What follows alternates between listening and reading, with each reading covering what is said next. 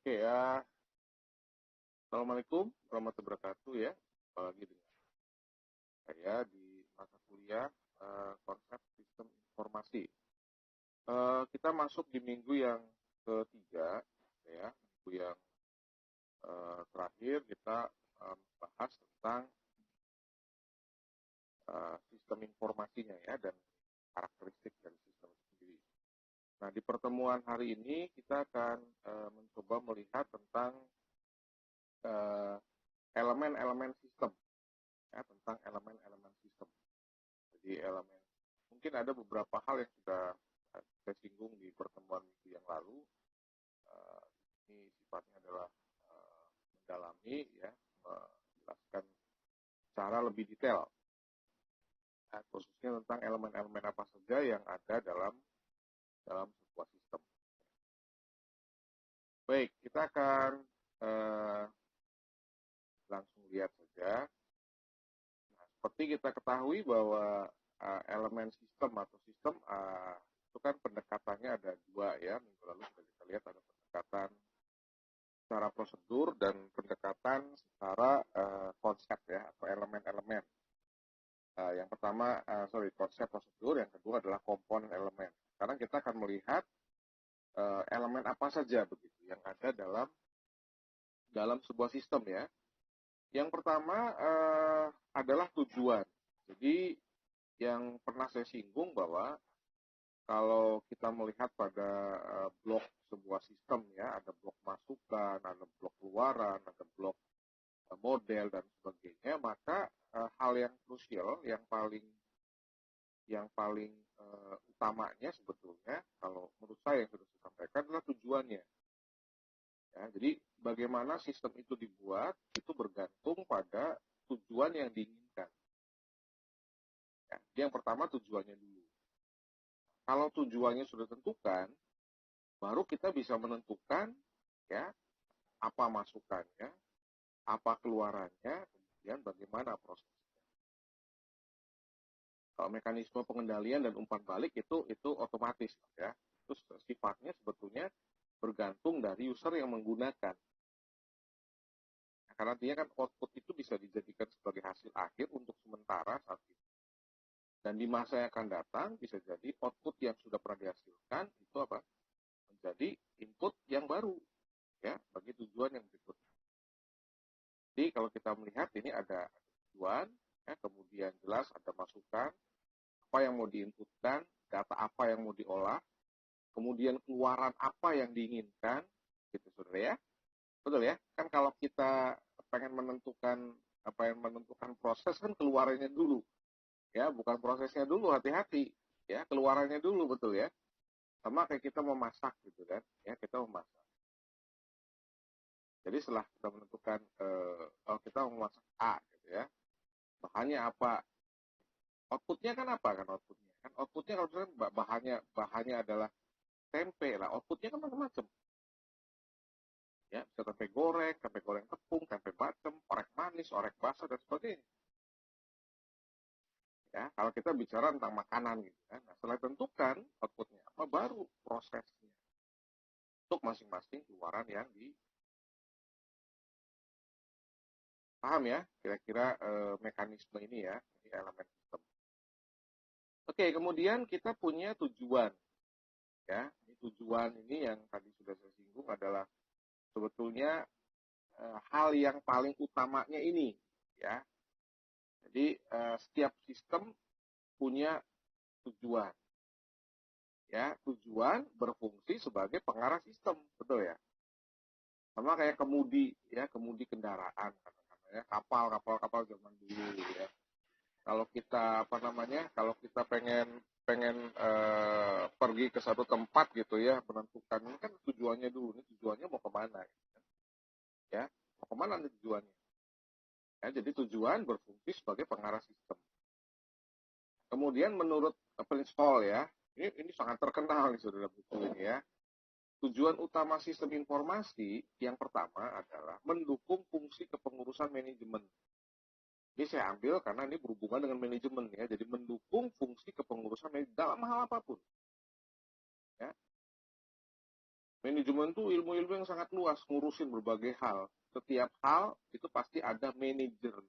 Managerial skill-nya harus ada muncul di situ. Kegiatan memanage-nya ada. Begitu ya. Kemudian apa? Sebagai pengambil keputusan. Jadi hasil dari sebuah sistem itu bisa dipakai untuk apa? Pengambilan keputusan. Kemudian mendukung kegiatan operasional, transaksional, pencatatan, dan sebagainya. Ya, kita ketahui kan banyak sistem informasi akademik, sistem informasi rumah sakit, sistem informasi perpustakaan, pembuatan SIM online katakanlah ya, mengurus akte kelahiran secara online, mengurus kartu keluarga secara online, perpanjangan STNK misalkan contoh, reservasi pesawat, ini semuanya kegiatan operasional. Ya. Paham ya? Jadi ini tujuan. Nah, kemudian secara spesifik ya, tujuan sistem bergantung pada bidang kegiatan yang ditangani. Makanya di tempat kita masing-masing katakanlah ya, kalau Anda yang sudah bekerja atau mungkin pernah melakukan hal-hal yang sifatnya adalah manajerial ya, kalau kita melihat bagaimana sistem kerja di sebuah bank ya, banking system seperti apa. Jadi ada ruang lingkupnya sendiri ya, punya batasan ya, punya feedbacknya bagaimana, yang ngurusi sekian juta nasabah, sekian puluh juta transaksi dalam sehari, katakanlah ya, beda dengan pasar swalayan kan gitu ya saudara ya. Ya kan? Pasar swalayan mungkin nggak 24 jam operasionalnya, tapi bank kan 24 jam sistem online. Masa kita dibatasi, kita mau ngambil uang, pengambilan uang dibatasi hanya sampai pukul 10 malam, pos kolek semua gitu ya. Gitu kan? 24 jam. Beda dengan swalayan ya, swalayan paling malam jam 10 malam ya. Mungkin di beberapa tempat ada yang 24 jam ya, tapi kita lihat sebagian besar nggak 24 jam ya. Ada batas waktu operasional. Apalagi toko buku ya. Toko buku online juga ada batas waktunya ya, saudara ya. Ada operasionalnya sekalipun online nggak 24 jam enggak. Kalau Anda belanja online, ya transaksinya mungkin bisa dicatat ya oleh mesin, tapi adminnya kan ya, paham ya. Jadi ini tujuan SI bergantung pada kegiatan apa gitu ya yang ditangani.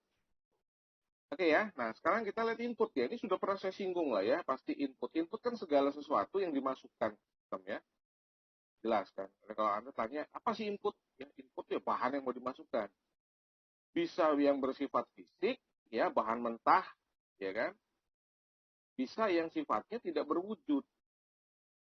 Nah, yang tidak berwujud inilah yang sebetulnya menjadi ranahnya sistem informasi secara lebih dominan. Hal-hal yang dicatat. Nah, makanya perlu dicatat tuh karena fisiknya nggak kelihatan. Kalau fisiknya kelihatan, ya kita mungkin tidak perlu mencatat. Paham ya? Tapi kalau sesuatu yang kita nggak bisa sampaikan secara fisik, ya dalam bentuk catatan. Catatan itu apa? Permintaan penjualan, ya, pemesanan tempat, dan sebagainya lah ya, pemesanan jasa dan sebagainya. Hal-hal itu perlu dicatat. Ya, kalau pada SI, ya tentunya apa? Bisa berupa transaksi dan non transaksional. Permintaan SI itu bukan cuma transaksional, hati-hati ya. Ada yang sifatnya non transaksional ya, surat-surat itu masuk sistem informasi bukan? Sistem informasi, pemberitahuan surat melalui email katakan ya, itu kan bukan transaksional ya. Kan gambaran kita bahwa yang namanya input itu kan pasti kalau scan barang Pak gitu ya. Masukin fingerprint, absensi untuk menghitung dia masuk nggak hari ini dan sebagainya ya, kehadiran di sistem IC misalkan ya, bukan itu ya, bukan semuanya itu gitu ya, ada yang sifatnya non transaksional ya. Oke, kemudian apa nih? Proses ya. Oke, proses adalah apa? Transformasi. Ya, kata kuncinya transformasi, mengubah bentuk. Kata kuncinya mengubah bentuk. Jadi kalau bentuknya tidak berubah, dia masih sebagai masukan. Betul nggak, saudara? Ya, kalau yang namanya keluaran itu sudah berubah bentuk, bentuknya berubah. Katakanlah kalau tidak berubah secara fisik, ya, maka nilai informasinya muncul nanti dari hasil proses. Nah, jadi bagian yang melakukan perubahan atau transformasi dari masukan menjadi keluaran. Ya, tapi sekali lagi prosedur-prosedur ini yang ditanamkan di dalam proses ini apa? Harus sudah ditentukan dulu gitu. Keluarannya pengen apa bentuknya. Betul nggak? Kalau keluarannya nggak ditentukan, ya kita nggak bisa menentukan proses. Ya, jadi proses itu bisa macam-macam. Bisa apa? Ngerekap data, betul ya? Masalah ngerekapnya mau manual, mau pakai mesin, nggak ada masalah. Ya, yang penting ini bagian dari proses. Anda mencatat dari data-data penjualan yang apa namanya masih random, masih acak, kemudian direkap untuk menentukan barang A kejual berapa hari ini, barang B kejual berapa, itu namanya merekap. Gitu kan? Melakukan perhitungan jelas, ya. Total barang ini berapa yang terjual nilainya, jumlahnya berapa, nilai uangnya berapa, perhitungan. Orang beli barang, ya, harga satuan sekian, jumlah barang sekian, berapa total harganya, dan sebagainya. Melakukan sortir, ya, Anda yang mungkin sudah pernah menggunakan Excel, pasti sudah pernah lah ya, Excel, spreadsheet, dan sejenisnya, pasti apa? Pasti kita pernah menggunakan yang namanya sorting, mengurutkan data. Itu juga bagian dari proses. Oke ya, dikelompok-kelompokkan, saudara. Nah, itu juga sama. Kemudian outputnya sendiri, gitu. Output apa ya? Tadi hasil pemrosesan, ya. Output yang dihasilkan dari sebuah sistem informasi atau keluaran itu bisa berupa apa? Bisa berupa sebuah informasi, ya. Bisa apa? Saran atau cetakan. Kalau sekarang kan banyak informasi yang sudah paperless ya, sudah sifatnya digital gitu, nggak usah tercetak. Ya. Tapi kan ada yang memang masih harus dicetak ya. Saran, cetakan laporan, dan sebagainya. Ini masuk ke dalam output. Dan ingat yang sudah saya sampaikan sebelumnya bahwa bisa jadi output ini bukan merupakan hasil akhir. Tapi adalah hasil yang bisa di-keep dulu, disimpan, kemudian menjadi apa? Menjadi input berikutnya. Ya, jadi misalkan gini, outputnya adalah sebuah rekap apa? Rekap penjualan barang. Minggu misalkan mingguan lah, kata-katanya minggu ini. Nah, maka output itu bisa dijadikan sebagai apa? Sebagai input untuk apa? Pembelian barang baru, stok barang baru. Ya, kan berdasarkan output stok barang. Katakan outputnya stok barang kan. Kalau barang dijual kan barangnya mengurangi itu di gudangnya.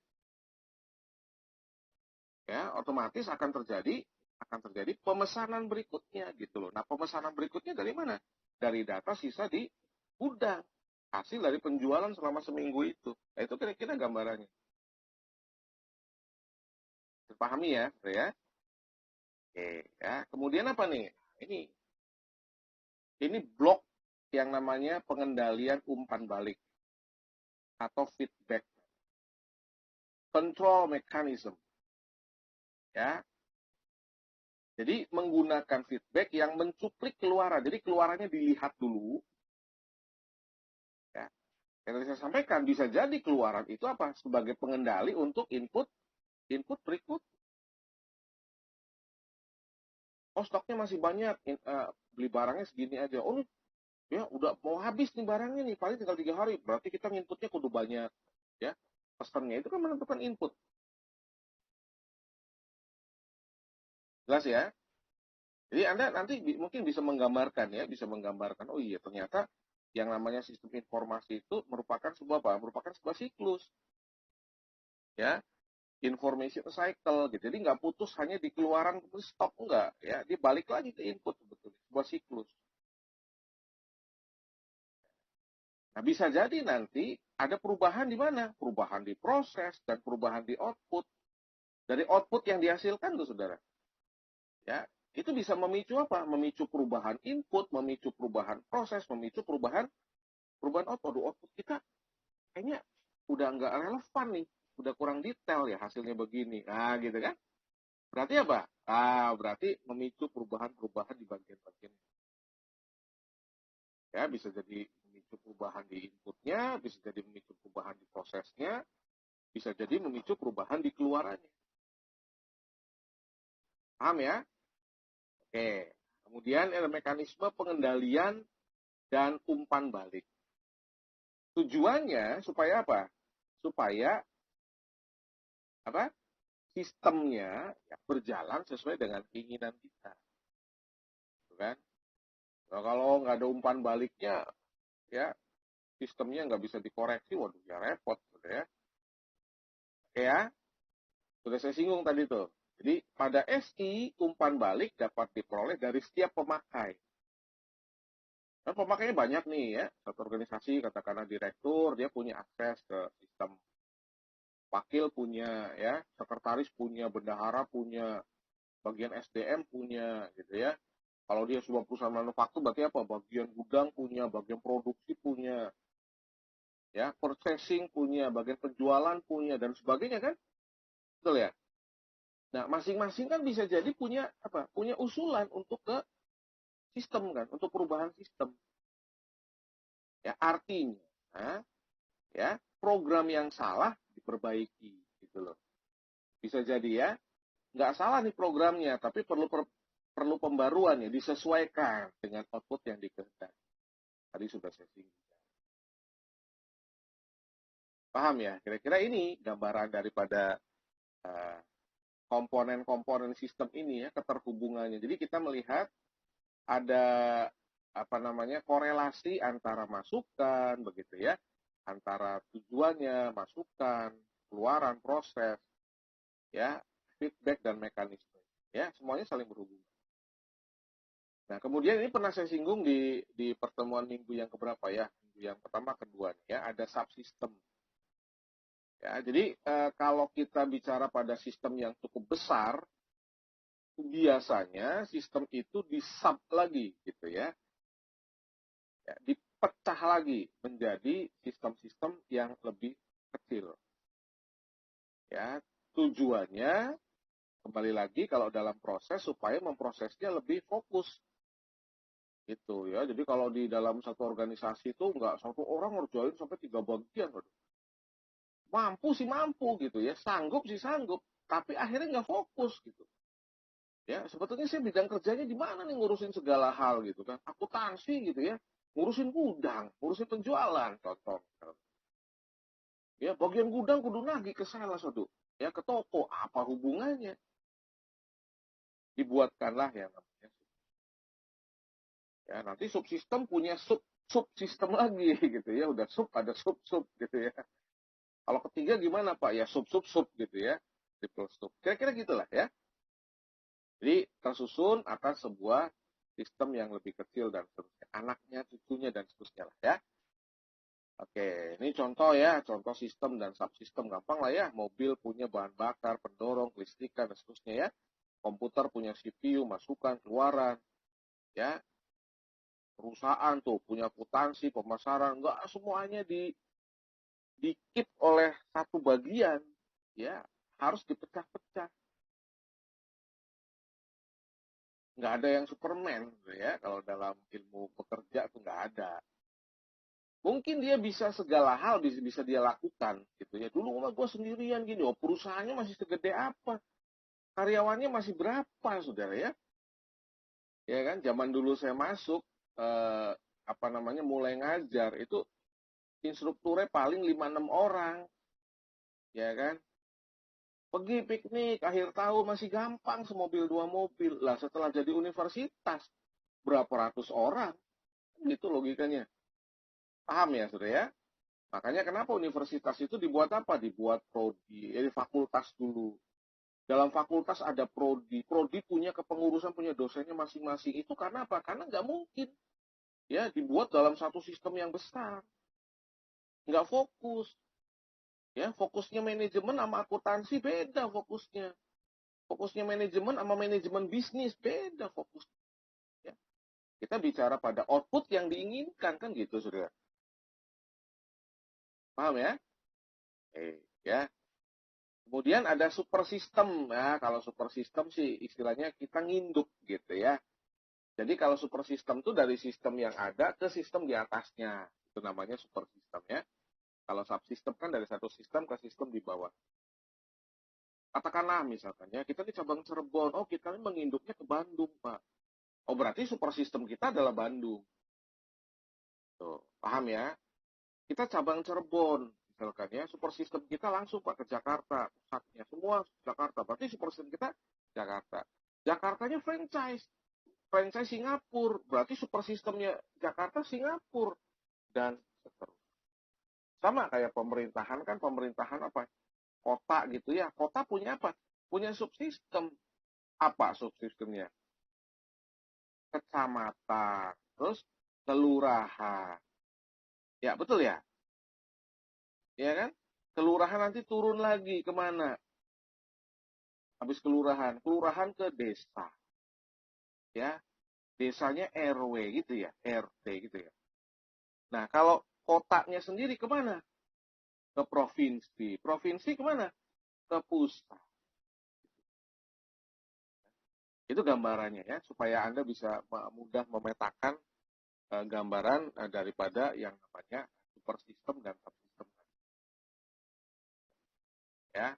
Nah, kalau kita melihat yang namanya antarmuka subsystem, ya, ini antarmuka tuh hati-hati ya, saudara ya. Kalau kita bicara tentang sistem informasi, penghubung kita adalah mesin, ya, interface, ya, penghubung kita adalah mesin interface.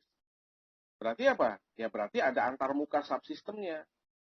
Ya, tiap sistem ada antarmukanya. Ya, ini ada masukan ya, kemudian ini subsistemnya di dalamnya kan ada keluaran. Wah, ini terbagi tuh, ya, ada antarmuka subsistem. Karena kalau nggak ada interface, ya bagaimana subsistem itu bisa saling bekerja? Kita mungkin nggak melihat antarmukanya. Kalau mesin itu dihubungkan oleh apa? Oleh kabel, oleh selang, betul ya? Iya dong. Ya. Kalau sekarang sih mesin apa? Mesin kendaraan tuh ya, mesin canggih ya, udah kayak komputer dalamnya tuh untuk mendetek tekanan ban, detek tekanan udaranya ya, sistem suspensinya, oli dan sebagainya gitu kan. Itu ada subsistemnya gitu ya, ada antarmuka sistemnya udah canggih kan. Kira-kira gambarnya gitu ya. Ini antarmuka subsistem. Kemudian ya model antarmuka subsistem tuh bisa satu arah ya, bisa bolak-balik. Nah, paham ya Saudara ya? Ini model antarmuka subsistem. Jadi bisa dua arah, bisa satu arah. Dalam pemerintahan juga sama, saudara ya. Ada pemerintahan yang sifatnya sentralisasi. Pokoknya kudu ngikut dari atas, lu nggak usah protes. Itu namanya apa? Namanya antarmuka satu arah.